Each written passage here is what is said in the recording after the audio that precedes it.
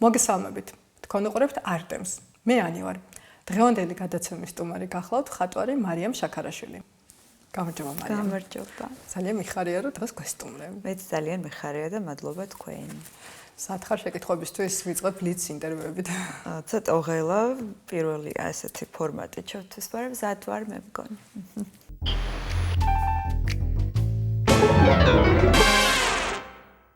მარიამ, ტილო შენთვის ადგილია თუ სივრცე? ტილო ჩემთვის არის სივრცე. რატომ? სივრცეა, იმიტომ რომ თვითონ მისრუდავს რაღაცნაირად ეს ტილო და მაძლევს იმის საშუალებას, რომ აი ამ სივრცეში გავიბნა. როგორ გამოხატავ გაბრაზებას? ეს ხო შორის ამ ბოლო დროს ნაკლებად ბრაზდები და გაბრაზებას ზოგადად სახლის ლაგებაში გადამაქვს და ესე გამოხატავ. ტილოსთან აღარ ბრაზდები ხოლმე. საყვარელი ფერი? საყვარელი ფერი შავი. შავი. რა ფერია შენი შინაგანი მე? ჩემი შინაგანი მე არის ცოტა გარდამავალი, სადღაც ნაცრისფერებსა და მოთეთროებში ალბათ. რომელი თვისებაა შენთვის ყველაზე მნიშვნელოვანი მეგობრობაში? ერთგულება და გაგება. გაგებით მოკიდება ყველაფრისადმი. რისი გეშენია? საკუთარი თავის. რა ფერია შენი სიზმრები? ჩემი სიზმრები არის ძალიან ფერადი და მომისმენია, რომ ფერად სიზმრებს არ ვხედავთო, მაგრამ ცოტა საშიშია, არ ვიცი, ძალიან ფერადია ჩემი სიზმრები და ხშირად არის ძალიან შხამიანი მწვანე, რომელიც სინამდვილეში არ მიყვარს, რატო არის, არ ვიცი. ზღვა თუ მთა? უფრო ზღვა, ალბათ. საყვარელი ქალაქი? საყვარელი ქალაქი. დრეზდენი. ვინ იყო შენი პირველი მუზა? არ მახსოვს ნამდვილად. არ ვიცი, მაგაზე პასუხი არ მაქვს. კონკრეტულად არაფერი და არავინ. რომელ ემოციას ებრძვი ყველაზე ხშირად? აღელვებას და აფექტს და ვცდილობ რომ არ მივიღო ხოლმე გადაწყვეტილებები აფექტის მდგომარეობაში. მიაღწია მაგას? ბოლო დროს ვამაყობ საკუთარი თავით, კი. სად გრძნობ თავს ყველაზე უსაფრთხოდ? ჩემს სახელოსნოში. სად მთავრდება ხელოვნება და იწყება ცხოვრება? სადაც იწყება ხელოვნება, იქ იწყება ცხოვრება და ალბათ ეს არის უსასრულო და ამას დასასრული არ აქვს, ჩემი აზრით. როგორ ფიქრობ, ხელოვნება უფრო ფილოსოფიურია თუ ეროტიული? ფილოსოფიური, შეიძლება ეროტიულიც იყოს ვინმესთვის, მაგრამ უფრო ფილოსოფიური, ალბათ. რომ არა ხელოვნება, რა პროფესიას აირჩევდი? აქ ალბათ უნდა გიპასუხო, რომ ხელოვნებას თქო, მაგრამ ალბათ ჟურნალისტიკას.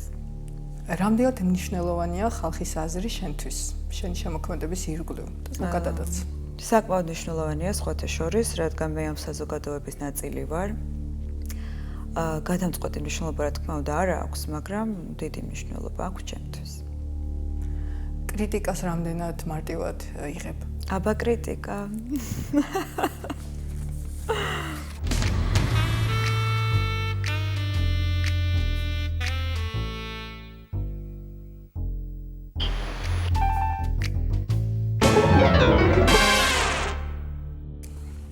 ჰოროსკოპების თუ გჯერა?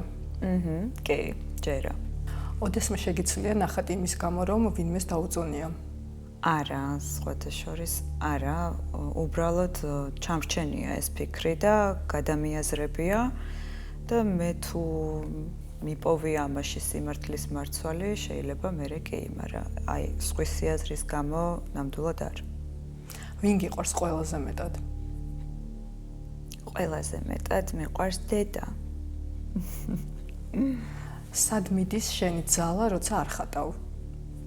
ჩემი ძალა უკან იხევს, გროვდება, რომ მერე უფრო ძლიერი იყოს გადადგმული ნაბიჯი. ისვენებს ჩემი ძალა. ვისთან ერთად გიყვარს დროის გატარება? ყოველთვის სხვა ადამიანებთან ერთად განწყობას გააჩნია, მაგრამ ძირითადად ჩემს მეგობრებთან ერთად, რომლებიც თითქმის სულ მხატვრები არიან, ასე რომ აი ამ ჩაკეტილ სივრცეში ვარ და აი აქ მიყვარს დროის გატარება. სად ირღვევა შენი კომფორტის ზონა? ჩემი კომფორტის ზონა ირღვევა, როდესაც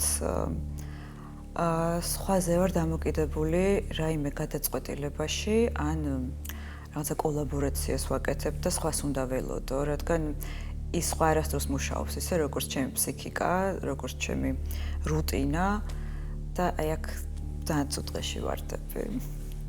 საყვარელი მხატვარი. საყვარელი მხატვარი. ერთი არ არის, ბევრია და სიმართლე გითხრა, ესე კონკრეტულად აი გიждები, ესეთი მხატვარი არც მყავს, მაგრამ არიან მნიშვნელოვანი მხატვრები ჩემ ცხოვრებაში, რომლებსაც ბევრი შეუცვლიათ.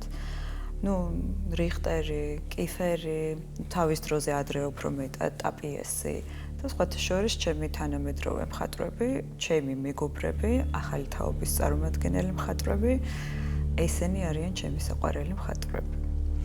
მუსიკის როლი შენს ყოველდღიურობაში? მუსიკასთან ცოტა ისე ვარ, ხასიათზე უნდა ვიყო.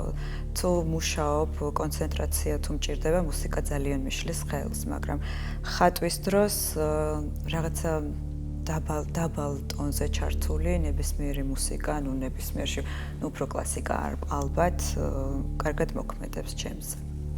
ლუდი თუ ღვინო? ლუდი. ვიცოდი.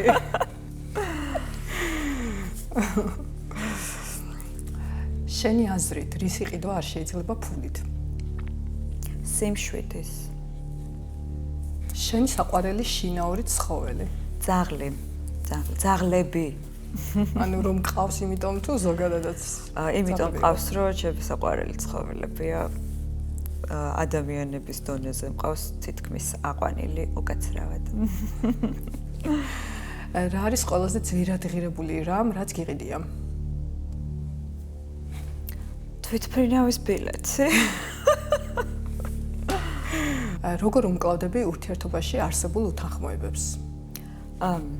გარკვევით, კითხვების დასმით და პასუხების ძიებით. თუ რაიმე პრობლემა წარმოიქმნება ხოლმე ჩემსა და სხვა ძვირფას ადამიანს შორის, ყოველთვის მინდა რომ ამაზე ვისაუბროთ. გულში არ შემიძლია რაღაცების დატოვება, ამიტომ თუ ის ადამიანი მნიშვნელოვანია, მაშინ ესე ვერ გავუშვებ. ეს უნდა ითქვას ყველაფერი და შემდეგ ვნახოთ. შენი ჰობი? ჰობი? ჩემი ჰობი? ჰობი არ მაქვს. ფერი შეიძლება გატყუებდეს? კი, შეიძლება.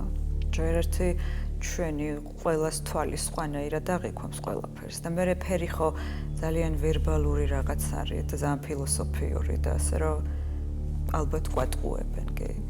თუ შეგიქმნია ისეთი ტილო, სადაც რაიმე საიდუმლო ჩაგიხატია და შენს გარდა არავინ იცის? ესე საიდუმლო, აი ამბებს ალბათ არ უკავშირდება, მაგრამ თითქმის ყოველთვის არის ეგეთი ქვეცნობიერი დაფარული დაშიფრული რაღაც მესიჯები, რაც ხოლმე ვიცი და მეც კი მავიწყდება. ესეც ხდება ასე რომ კი. ზედმეტად რისკიანი ხარ თუ ფიცხი? ფიცხი აღარ ვარ, ძალიან ფიცხი ვიყავი, მე გამოცდილებასთან ერთად ბევრ პრობლემას რო გადავაწყდი და გადავლახე და განვითარდი სხვათა შორის, აღარ ვარ ფიცხი. მაგრამ ემოციურად მაინც დავრჩი. საყვარელი ყვავილი? ტიტა. საერთოდ ყვავილები არ მიყვარს. რატომღაც არ მიყვარს. აი ვერ ვგზნობ ყვავილებს ჩემს შიგნით.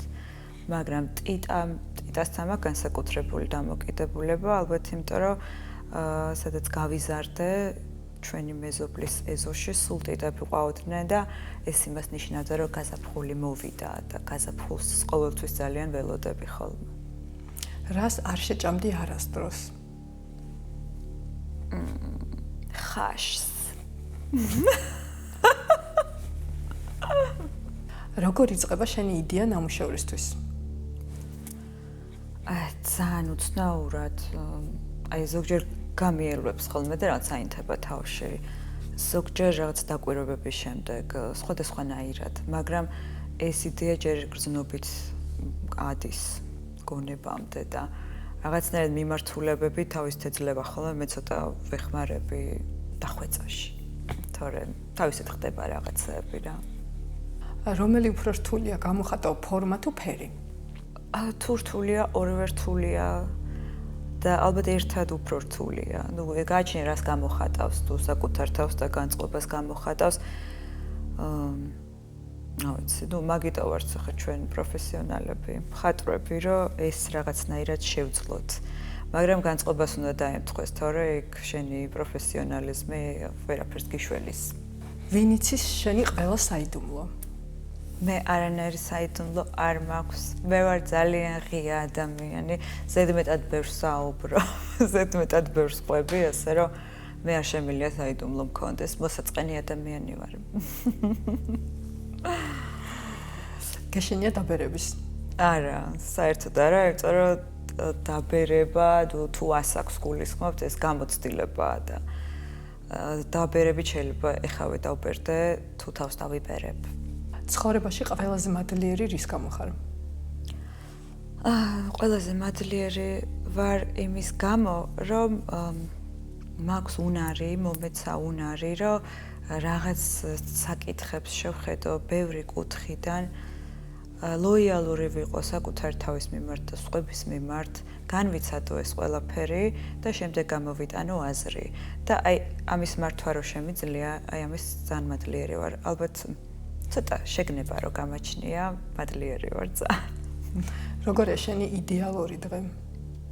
ჩემი იდეალური დღე არის როდესაც საქმეს ყველაფერს რაც მაწვალებს გონებაში დახტის ეს ფიქრები ბევრ საკითხს რო ეხება აი ამ ყველაფერს რო დავამუშავებ და დავწმენთ და სიმშვიდე რომ მოაქვს და თავისუფლად რო შემიძლია ხატვა დავიწყო და მთელი ღამე გავათენო ეს არის ყველაზე ბედნიერი დღე.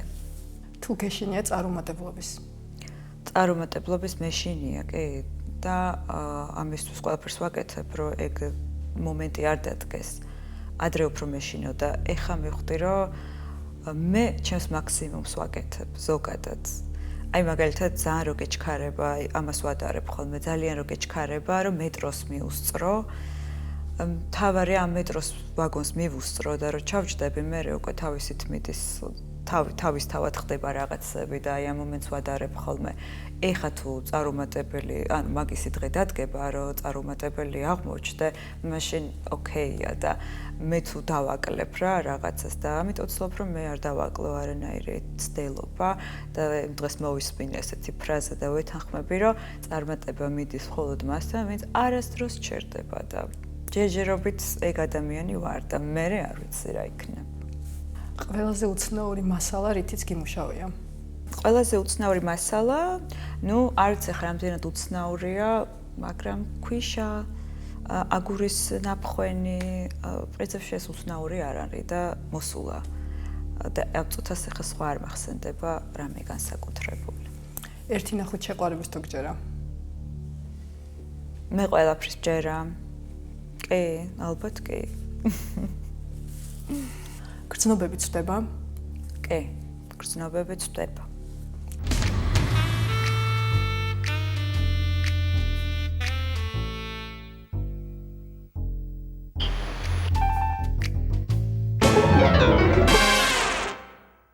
მარიამ, გადავდივართ გადაცემის მეორე ნაწილზე, სადაც ვისაუბრებთ უშუალოდ შენ შემოქმედების ირგვლივ. და მაინტერესებს ძალიან მარტივი შეკითხვა დაგისვა, როდიდან დაიწყე ხატვა?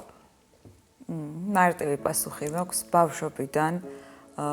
მამამ გადაწყვიტა, რომ ხატვარი ვიყავი, რატომღაც ესე გადაწყვიტა უკვე როცა ბავშვი ვიყავი და მას შემდეგ არც კი შემიტანია ამაში ეჭვი და იქიდან მოკლედ აქამდე ესე მოვდივარ. შენ თვითონ როგორ გრძნობდი, რამდენად ქონდა მოთხოვნილება დაუშვათ ხატვის?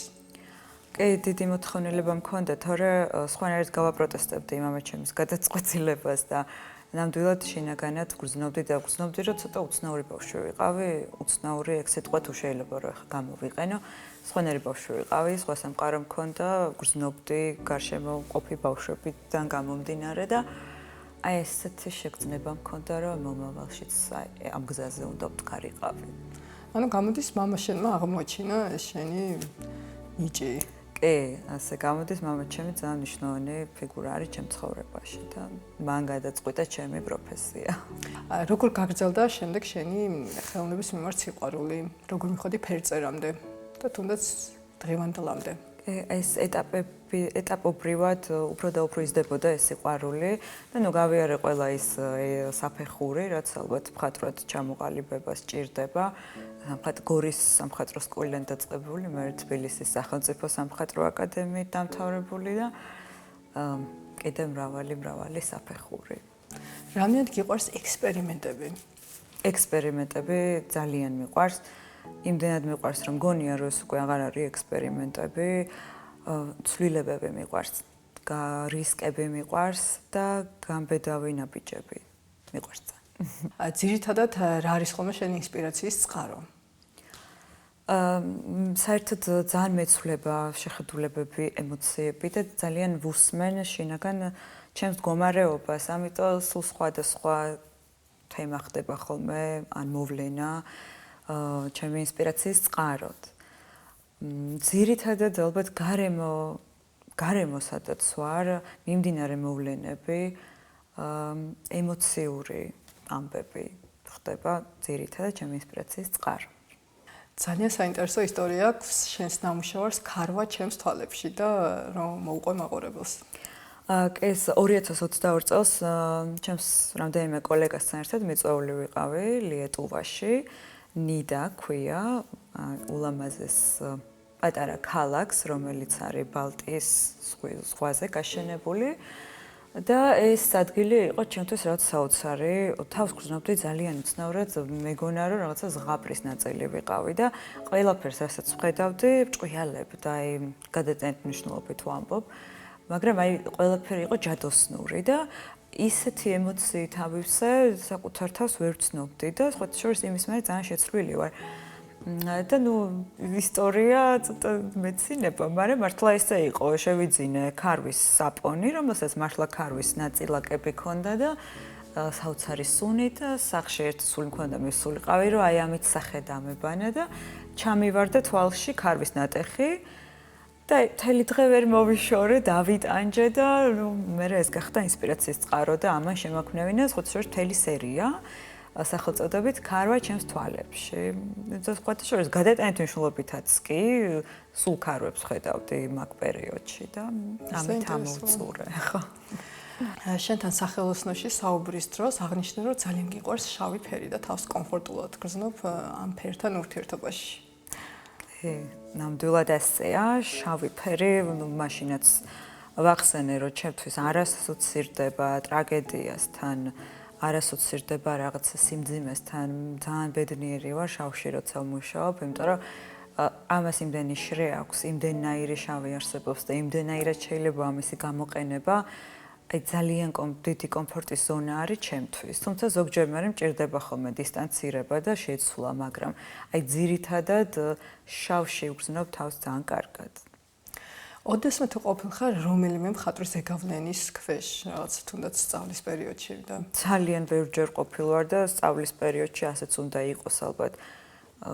ასეც უნდა ხდებოდეს ალბათ პედაგოგის გავლენის ქვეშ ყოფილ ვარ, ჩემი პედაგოგის გია გუგუშვილის და მადლიერი ვარ სხვათა შორის რომ ვიყავი, იმიტომ რომ კარგი გავლენა არის ძალიან ბევრის მომცემი და კიდე რამდენიმე მხატვრის ალბათ, ხა ზუსტად ესე ვერ ვიხსენებ, მაგრამ თავარი ის არის, რომ მე შენ საკუთარი თავის ძიება უნდა განაგრძო და შენი რა არის და რა გზები გაიარე და მე საით მიდიხარ და ეგ არის თავარი, რომ იქ არ უნდა დარჩე, ხა შენი თავი უნდა იპოვო და რამდენად გამომდის, ალბათ გამომდის, კი, ხა არ მინდა რომ ის ტყუილად თქვა რომ არ გამომდის, ნამდვილად რომ ვიყო ჩემი თავი, ოღონ ძიებას კიდე განვაგრძობ, იმიტომ რომ სულ სხვადასხვანაირი ხარ მთელი ცხოვრების განმავლობაში და ესე არ არსებობს, რომ აი მე ჩემი თავი ვიპოვე, მე მგონი ეგ არ არსებობს. აი ამ ეტაპზე მე ჩემი თავი ნაპოვნი მაქვს და განვაგრძობ ძიებას კიდე. შენს ნამუშევრებში ხშირად იკითხება რიცხვები, სხვადასხვა დამწერლობა, აი რომ მოყვე ამ ყველაფრის შესახებ. კი, მე სტუდენტობის დროს მქონდა სერია, რომელიც აღმოჩნდა ჩემს შემოქმედებით გზაზე, საკმაოდ მნიშვნელოვანი სერია, რომელსაც ერქვა ციფრული ტერიტორია, აი ზუსტად მაგ ციფრებმა გადამიყვანეს სხვა ეტაპზე და გადამიყვანეს გავლენებიდანაც სხვათა შორის. არ ვიცი ეს ციფრები საიდანღაც მოვიდა, მე მგონია რომ აი ვაგონებზეც გელაპარაკე იმ დღეს, აი ამ ვაგონებიდან გამომდინარე მაქვს გორის სადგურიდან, რომლებსაც რიცხვები ეწერა ყოველთვის და ჩემ თვალწინ ძალიან ხშირად გაუვლია ამ ვაგონებს და რაღაცნაირად მქონდა მეხსიერებაში თალიქილი და გადმოვიტანე ტილოზე და მე მივხვდი რომ ამან შეიძლება აღნიშნოს ძალიან ბევრი რაღაცა სტატისტიკა, თარიღები, მნიშვნელოვანი, რაღაცა თარიღები ხო, მოვლენები, ასე შემდეგ და მე ამ ტილოებს რა უყურებდი, რაღაცა სხვანაირი ემოცია მოქონდათ და თითქოს აი ომთანაც წამიყვანა. პირდაპირ არასდროს არ იყო ასახული, მე საერთოდ არ მიყვარს აი ამ თემაზე საუბარი ომზე, პირდაპირ არ ავსახავ ამას ჩემ ნამუშევრებში, მაგრამ ხა დედა არის სოხუმიდან, მე სხვათა შორის დევნილი სტატუსი მაქვს, დედადან გამომდინარე, მე 2008-ში გორის ომი დაიწყო და ხელმეორედ მოხდა ჩემ ცხოვრებაში ეს იძულებით გადაადგილება მოგვიწია და ძალიან მნიშვნელოვანი თემაა რა, ეს კოდები არის ეტყობა ჩალექილი, ამას ესე შიშვად არ მუშაობ მე ამ თემაზე, მაგრამ არის ეს ემოცია, აი ეს სტატისტიკა, ეს მემორიალური კედლები და ასე შემდეგ. შენ გაქვს შექმნილი ნამუშევრები ვეფხისტყაოსნის თემაზეც.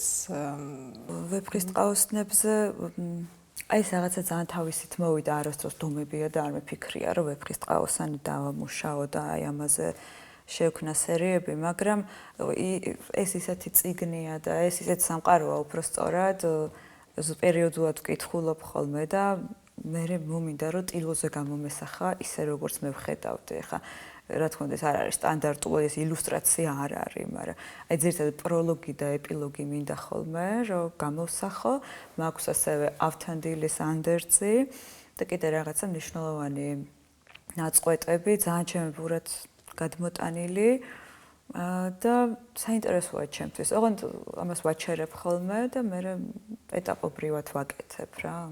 შენს თითოეულ ტილოს აქვს ძალიან საინტერესო ამბავი, ისტორია, რაღაცნაირი ჯადოსნური და მომხიბლა კიდე ერთმა ისტორიამ, ძველი ბუხრის წერილები თუ სწორედ მახსოვს. ეს ისტორია მინდა რომ მაყურებელს მოუყვე.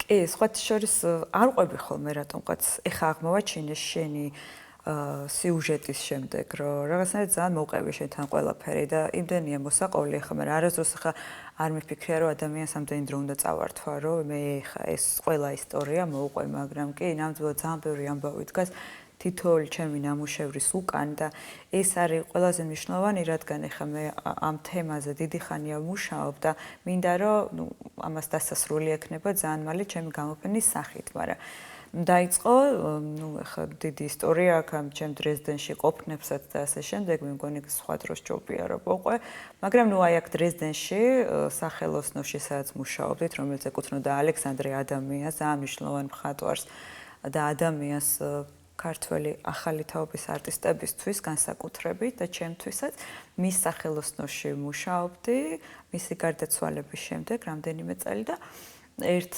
ღამეს რატომღაც მომინდა რომ გამეღო ბუხარი, კერამიკის ბუხარი, რომელიც ძალიან ბევრი წელი არავის არ ქონდა გაღებული და 1970-იან წლებში იქ ცხოვრობდა რუდოლფ ბეიერი და მისი ოჯახი, რომლებიც რაღაც გადასახადებს იხდიდნენ გერმანულ მარკებში მაშინ. ასევე ქონდათ რაღაც ჯეკპოტი მოგებული და არ ვიცი ხა ეს ქვითრები, წერილები, ყველაფერი ჩემს ხელში აღმოჩნდა და თვითონ შინაარსი იმდენად მნიშვნელოვანი არ არის ამ წერილების, რამდენიც ამისი ვიზუალები, ისეთი მაგარი ვიზუალები ქონდა, რომ მე ძალიან ჩამელექა გონებაში და ძალიან დიდი მასალა მაქვს, რომელსაც დღემდე ვიყენებ ხან კოლაჟის სახით, ხან გადატანით მნიშვნელობით, ხან ვიზუალურად და მე ვარ ვითარებ.